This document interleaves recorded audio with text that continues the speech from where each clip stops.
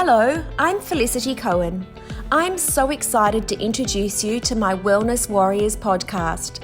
For over 20 years, I've been a passionate advocate for helping thousands of Australians find solutions to treating obesity and health-related complications through surgical intervention and holistic managed care. My podcast is dedicated to all the people, past, present and future, who have helped shape my journey and continue to inspire me to work consistently to achieve a healthier Australia in both adults and future generations. I hope you enjoy it. Hello, I'm Felicity Cohen. Welcome to the Wellness Warriors podcast. It's my great pleasure to present to you today this beautiful compilation of so many of the different podcasts that have been part of my life throughout 2021. We've had so many inspiring and wonderful guests throughout 2021 on the podcast, starting with Chef Mark Normoyle, who talked a lot about food wastage and really got us thinking about what does that look like and what does Australia need to do to improve and match the rest of the world when it comes to managing food waste in this country. So many different stories right throughout the year when it comes to wellness, and the variety has been incredible. We've had those talking about meditation and mindfulness and how to use those techniques to improve the quality of our life. We've had EFT tapping with Dr. Peter Stapleton. We've had so many of our wonderful patients as well share their beautiful and inspiring stories about weight loss and their journeys to get there, including a fabulous patient who shared with us all about his journey through working with Brave Hearts before actually choosing weight loss as a solution for him. I really encourage you to get on board and join me in listening to some of the Wellness Warriors podcasts. Maybe start with this one. This is such a lovely episode just to give you some insight into the many different and varying stories that I've had the pleasure of sharing right throughout 2021, and I look forward to 2022 and bringing you many more inspiring Wellness Warriors podcasts. There will always be waste. And we actually did a waste audit at the place I was working at and ascertained that a big hotel produces between 300 to 500 kilos of organic waste a day, which is amazing. So it's almost half a tonne. And that's table scraps, food left from the buffet, overproduction. Because once a food's been served on to the public, you can't reserve it because you don't know what's happened to it. So what would happen previously was that would go into a skip bin, and then it would go in a truck. So it's creating road miles, miles with a truck, and then it'll go into landfill, and that creates greenhouse emissions. Everything just like bad, all ticks for the bad for the environment. So there had to be a solution there. So what some companies are doing now is they're actually having on-site compost units. So these units will have 100 kilos of organic waste, and in 24 hours it'll turn it into 15 kilos of mulch, which can be taken onto a farm, a golf course, which is a great thing. But if you're big in the city, where are you going to store all this sort of stuff? We're not even in the top 20 in the world for sustainability. So I think France is number one. France have actually implemented a law now where guys like the big supermarkets, they must give their the leftover stock to these charity organisations who will use that for making food for the homeless. They must. There's no it's a good thing, we want to do it. It's law. And I think Canada's closely behind them as well.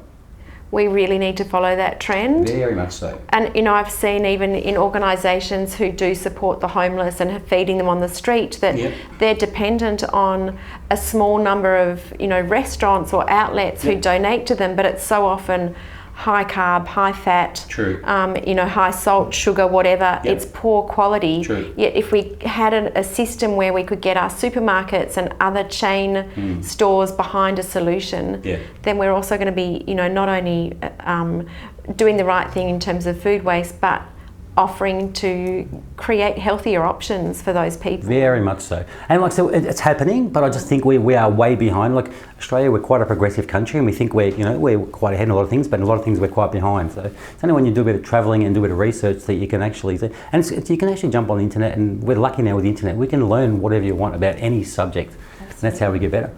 Is that a subject that's passionate for you, that you'd like to sort of see some outcomes from in Australia for the rest of your career? Very much so. I like training young chefs, but not only about cooking, just about life in general, and about those young kids. They're going to have kids one day, and I've got kids, and we're custodians of this place, and it's up to us to try and improve a little bit and try and make it better for the next generation. A lot of times people say things like, children are just resilient, kids are really resilient. I totally disagree. You need to be taught how to be resilient. It's not, you don't come out being resilient. You have to be taught how to be resilient. And so resilience is a skill. And if you want your kids to be resilient, the number one thing that you need to be focusing on is the relationship, is the connection, the attachment, the the you and me thing. That is what's the most important. When parents fixate on other things, like right now, I have a lot of conversations with parents that are fixated on the academics and stuff with their kids, and will say to me things like they won't log on to Zoom meetings and they're not doing their homework and they're not doing their reading. And I get it. That's annoying. It's frustrating to see your kids not doing the things that we want them to be doing. But when we fixate on that and we fixate on the doing and the performing and the achieving, it makes children feel, all of us, not just kids, not heard, not seen, not valued, not worthy. And so what we want to be doing instead is focusing on our relationship and getting curious with them. What's going on for you? So you didn't want to log on today. You don't want to do your assignments. Tell me what's happening. I want to know what's going on for you. It looks like you're having a hard day. What's happening? When I approach them that way, and when I go into it with a curiosity and a empathy and compassion and validation, that then makes them able to share. And that is then what enables them to build resilience. So resilience is built through connection, not through adversity. It's built through, the analogy I like to use is a boxer in a ring. So a boxer is the child, they go into the ring, pow, pow, pow, pow, pow, they get hit, they fight, they maybe learn a few things about what, the right hook was good, the left jab worked better that time, move your feet this way. Then they have a round, they come and sit down on the stool. Who goes to them is their cornermen, right? Which is the parents. And what we want to be doing as cornermen is going in there and not telling them how they suck, how they're not doing it well enough, how, that last round was pathetic. No, cornermen go into the corner. And if you read any cornermen's guide for boxing, it will say you pump up the boxer, you tell them what a great job they're doing, you tell them, the weaknesses of the opponent. You tell them how proud you are of them. You're rubbing Vaseline on their face. You're giving them water. You're pumping them up and being their biggest cheerleader, not their biggest criticism and critic and picking on them. And that is what I think is one of the biggest mistakes a lot of parents are making right now in the pandemic is their kids are getting their butts kicked in the ring. They come and sit down on the stool, and then the parent stands there going, "You're not doing enough. You're just finger wagging, of just shame on you for this, and this isn't good enough, and that's not good enough." And then it makes them feel worse. And then it's almost as if the parents are then slapping them, on their brakes and sending them back into the ring and be like, "Good luck," So to build a resilient fighter, if you want a resilient boxer, when they come into your corner, it's building them up and telling them how great they are, and I have your back, and I'm in your corner, and you got this. Off you go. And then they go out again, they get their butt kicked, they come back. That's how you build resilience. But you can't build resilience unless you have a good connection. The process of purpose or finding our purpose is, if you were to ask someone, usually what it is they've developed an idea based around an aspect of their identity. And that's great. It can be incredibly motivating for people. But also what you can do is you can help them start to become more present, step out of your thoughts so you can observe your thoughts that are supporting or born from the identity and the need state. And you can start to find deeper purpose in life. So I'll work with people whose purpose may be defined by the work they do. And it's not that that's a part of it. And so actually when you are able to sit with people and help them look deeper and deeper into themselves, they find a more rounded purpose that isn't just based on external validation, which usually is what comes from the work piece. To be successful, to have great impact in the world, to be X or Y or Z. And there's nothing, again, those can be incredibly positive, but quite often what happens there is that if we have a purpose that is purely based on external validation, then if it's not met, the external validation in terms of, then it can cause a lot of challenges mentally and emotionally, etc. And so finding a purpose which is ultimately around how we are, how we choose to be in each moment, and then we find the expression for that, again, helps people on their well-being journey, but also just it enriches life. It's an incredible thing to see when people incorporate an external purpose, which is like creating impact in the world, with their internal purpose, which again is so personal that it's sort of hard to give particular examples of that. I mean, I for me, my purpose is simply this, is right here, right now. My purpose is to be with you and be in the magic of this moment and to experience it. And for me, from this and from being in the moment as much as I possibly can, everything else seems to happen. There's this kind of magic thing that happens in life where the more I drop into being present, the more life reciprocates and synchronicities happen and all these other things, doors open, rather than going searching for them the whole time. Look after your own health when your baby sleeps. I don't tell mums to sleep when baby sleeps, because let's be honest about it, that doesn't happen. But if your time is just going, when they're asleep, I'm going to lie on the sofa for half an hour, or I'm going to take that time to have a cup of tea and scroll through my Instagram, if that's your self-care. Hiding in the toilet for 5 minutes is not self-care. That's a cry for help. And any mum that sees like hiding away from the children for 5 minutes, because you see these Instagram posts that say, mum self-care is 5 minutes on the toilet or a shower alone in peace. That's not self-care. That should be a God-given right or a human right. It's trying to give yourself proper self-care, and that is, this last year I've really prioritized giving myself a break and realizing that my family have to come first. My health has to come first. Whatever sector of entrepreneurship that we're looking at, that there are so many people who are held back by their weight concerns and putting their health last. Yeah, I think it becomes, and it was a great point you mentioned. Jack and I's business, the Entourage. There is a massive culture. Like yesterday morning we had a board meeting, and the first thing that our general manager Tim Morris said was, he goes, "Who trained this morning?" And we all put up our hands, and we'd all trained, and there's a culture of that. Yeah. So if you look at a young, dynamic, successful company like the Entourage or Yellow Brick Road or things some of the companies that I'm involved in, there is now.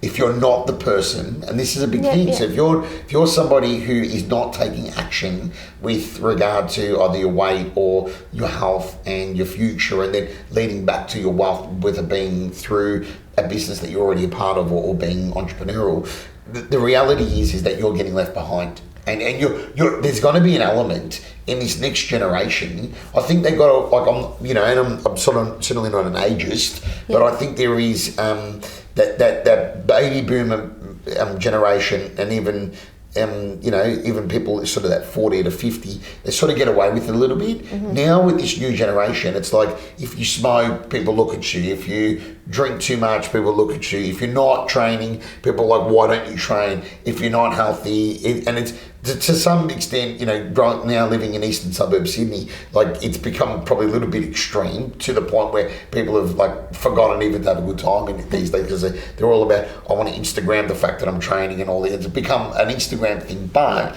the reality is that in this modern culture that we're in now, if you're not tying some sort of health concept into what you're doing, from a business point of view, it's going to be detrimental. From a health point of view, it's obviously detrimental. But I think from a market point of view, it's detrimental. And you actually become, to a certain extent, in a lot of businesses now, ostracised.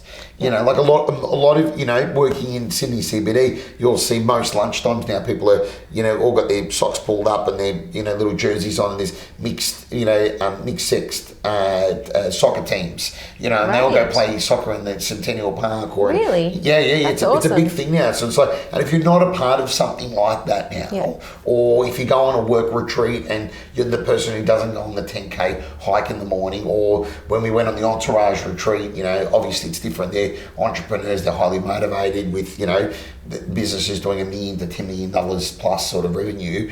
But like every morning we did meditation, and we had a running club. Tim Morris ran a running club, our general manager. Jack and myself did meditation. We had someone run, one of our other execs run a yoga class. And it's basically, if you didn't come, you were like, when you walked into breakfast, people were like, where were you? Like, it's like you're not part of the social clique anymore. And I'm not doing that to ostracize anyone, but it's become a reality now. That, look, there's an expectation that that's part of the culture that you buy into. My early years solidified for me that I wanted to be the type of dad that I never had. And my mum raising 3 kids, and me, I was a hellion. I went ballistic, and because I suppose being the eldest, I copped the brunt of the abuse from my biological father, and so my coping mechanisms went to drugs and alcohol and doing really, really stupid things that, for I don't know why, I didn't end up in jail. Can we dig a bit into that, Yeah. and what did that look like? Because I think it's a natural response mechanism that so many people will relate to when you are a victim of abuse. The outlet and the natural progression is to look for is substance abuse or alcohol abuse as a coping strategy, and how you use that to feel okay. So tell me a little bit about that journey, and how did it make you feel? Oh, well, in all, it just made I was just empty.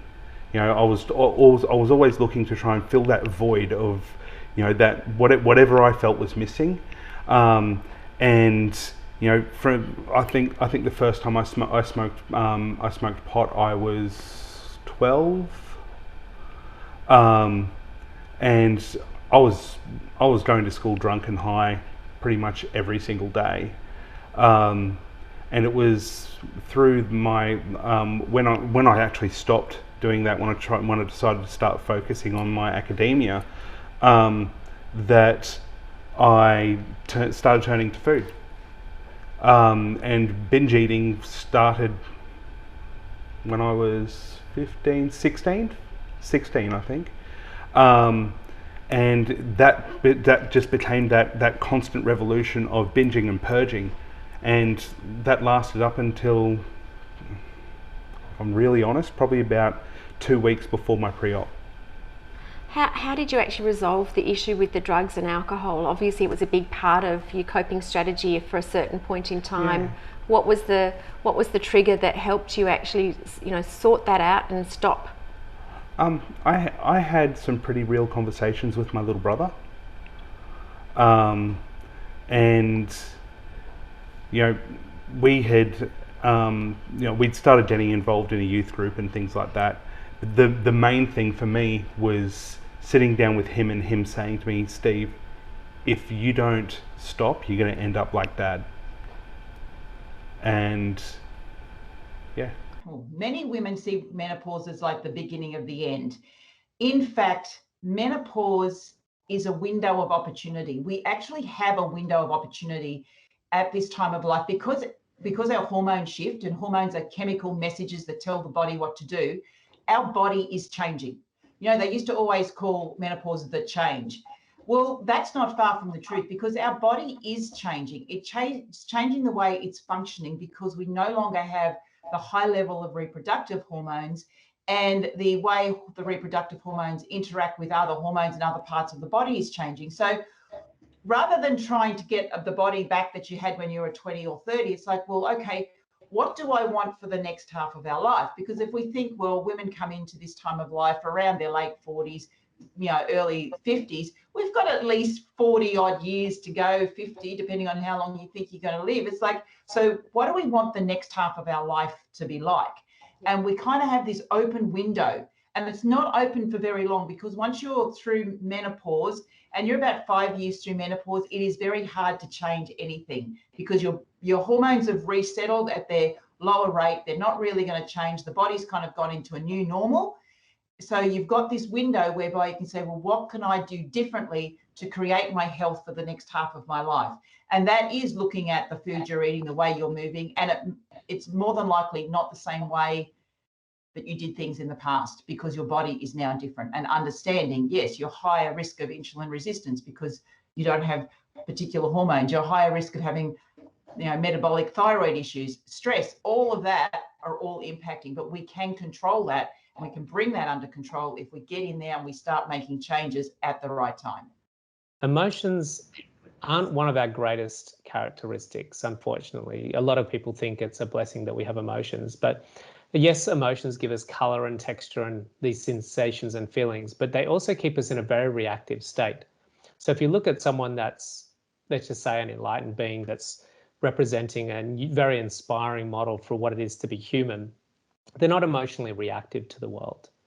They're very present and very aware. And that's, interestingly, something that an AI robot can actually be very effective at sharing information that is going to inspire someone to change their state, to be more sovereign and more empowered in who they are. Emotions disempower us in many respects. And the whole point of watching Netflix is to have an emotional experience. I want that show to make me feel happy, or I want that show to make me feel sad. So that thing is making me feel this way. Now we translate that into daily life, and exactly the same thing is happening because we want it to happen. I want you to make me feel this way. But then sometimes we don't want to feel this way, so then we suppress that feeling. And so this is the problem with emotions. And so AI gives us this opportunity potentially to help us rise above that. And people will say, well, that's spiritual bypassing. Potentially there is some of that going on for sure.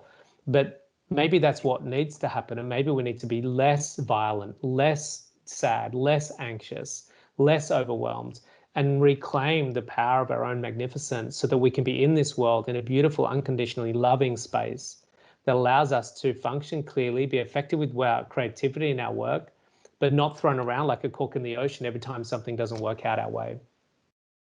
Now, all these things happened a couple of years ago when there was the possibility of reversing some of the effects before they got too bad, but that denial factor of her, she didn't do it, and hence why it's led to now this final outcome. If you're having any issues with weight and have that, considering doing it or not considering doing it, you're undecisive in there, or that mind is saying that it'll be right, no, please go and seek solutions. Search it on the web, because there's a lot of solutions out there. Look at the solutions, talk to the professionals, do something about it as soon as you can, because you need to take control of your life back. You need to get that weight under control. There are weight loss solutions out there that will help you. Please seek that help as soon as you can. Yes, you can now fit into a toilet on an aeroplane without much worries. Yes, you can sit in an airline seat without having to overcrowd the person beside you. Yes, you can sit in that same seat without having to ask for a seatbelt extender. Yes, you can now get into a helicopter flight. Yes, you can go on amusement park rides and know that they can sit the bar on you without having to say, sorry, sir, you can't go on this ride. So there was a lot of turmoil, there was a lot of political unrest, there was shootings and deaths around the area. So it wasn't the best timing to start with. But this particular truck that I was traveling on, the people that were jumping on, a lot of them were soldiers, and a lot of them were young soldiers. And I could tell when I jumped on, they were a bit angry and a bit drunk. I could smell alcohol on their breath. And I thought, oh, this is not the right place at the right time. And one of the soldiers decided to humiliate me a little bit, and he poked a machine gun into my ribs and was like playing with me. And I thought, okay, fight or flight. Here's the typical fight and flight response. Do I jump off the truck and run, he'll probably shoot me or humiliate me or capture me, or do I turn around and fight? And even though I'm a martial artist, I don't think that's going to help against the machine gun. So in that moment, I turned back to my mindfulness practices and I thought, I'm going to take 3 breaths. I'm not going to respond. I'm going to take 3 breaths. So I took these 3 breaths, which seemed like forever. I took 3 deep breaths. But by the time I got to the 3rd breath, I got the answer. I thought, you know what? I knew through my travels that sense of humor goes a long way and patience goes a long way. So I thought, okay, what am I going to do? A bit of sense of humor. Let's make fun out of this situation. So I started playing rock, paper, scissors with one of the soldiers in front of me, just sort of good old rock, paper, scissors. And it was kind of fun. And he started laughing. And then the other guy on the other side started, playing with it. And before I knew it, the whole truck was playing rock, paper, scissors with me, and we're having lots of fun. And then I noticed the machine gun come out of my ribs, and he released it. I thought, okay, that's a good sign. So I kept playing. And then I noticed a tap on the shoulder, and I turned around, and the guy that was poking me in the ribs with the machine gun. And by the way, the machine gun had sticky tape around it and all this very old primal piece of equipment. And he said, he gestured to me, can I play? Can I play? So the whole situation turned around. So I started playing rock, paper, scissors. And I learned then that obviously a sense of humor is a big thing, but just creating that space. So instead of reacting, so the mindfulness practice and the meditation practice taught me to create space between stimulus and response. So instead of being reactive, I just took 3 mindful breaths, which, by the way, seemed like it lasted forever, but 3 mindful breaths, and then turned around and responded. And that's just one situation. And there's been many others where I've turned inwards. Like instead of, sometimes the world around you is chaotic. I've been in riots in Nepal when the president was assassinated there, or sorry, the king was assassinated there. But I've always turned inwards then to seek the answer outwards instead of getting caught up in the external stimuli, which is a good analogy for now too, with what's going on. There's a lot of chaos. There's a lot of disorder going on around us, media and pandemic exposure. But trusting that you always have the resources inside of you as those moments unfold is a great tool to learn. What is it that I can do to improve my fertility? The truth is, and I talk about this to my patients all the time, what you really want to focus on is you want to act pregnant now to get pregnant later. That's my little motto for my patients, because what I know for sure is this. We all know, and I'm not sure, people who are listening to this, they may or may not have had children, but I think that even men can identify with what I'm going to talk about next, which is just imagine for a moment that you could birth a child, that you could, develop a child inside yourself and actually birth a child. I know that we would have many fewer people in the world if men could have children, but that's a whole other conversation. But if that was the case, that you're holding inside yourself right now that healthy little baby that you want to create, the immediate question that a woman, as soon as she sees a positive pregnancy test, asks is, what can I do to make sure my child has the best possible start in life, has the best possible health, and is going to be a healthy baby? And she asks that question, and she also asks the opposite question: what do I need to stop doing right now in order to be able to give myself the best possible chance of creating a healthy baby? And in those 2 questions, what do I need to start doing and what do I need to stop doing, is really what we need to start and stop doing prior to a conception is even in place. Because the truth is, women are born with all the eggs they will ever have, and men are born with all the cells that produce the sperm that literally happens on a daily basis, but that can become damaged as a result of these environmental impacts. And if we don't address those factors, we end up with a situation that male fertility also declines over time because of cellular damage, because of DNA damage that happens within the context of aging. And so, it's going to be critical to look at what are the things that I can start doing, what are the things that I can stop doing, and start to action those things straight away. Because if you think that you're going to do that when you are already pregnant, and that's going to give you the healthiest possible child, that's actually not the case. We know that most pregnancies don't get identified until about 8 weeks. Obviously, if a woman is not trying or has irregular cycles, or perhaps is overweight, they might not even identify that they're pregnant until much later on. But what we know is that neurotubes close at about 5 weeks. We know that a baby's health blueprint is set for the rest of their life by 8 weeks this gestation. By 8 weeks gestation, we have all of our little organs, all of our little fingerprints already set, and that embryo just grows from then on. So if we are really to optimize the health of our children, the health of humanity in the long term, we need to take into account and into consideration all of the things that you need to do to be the healthiest version of yourself way before a conception is even in place. Thank you for joining the Wellness Warriors podcast. It's been a pleasure to have you online with us. If you enjoyed the series, please leave your review, subscribe and follow, and we look forward to sharing many more stories with you in the future.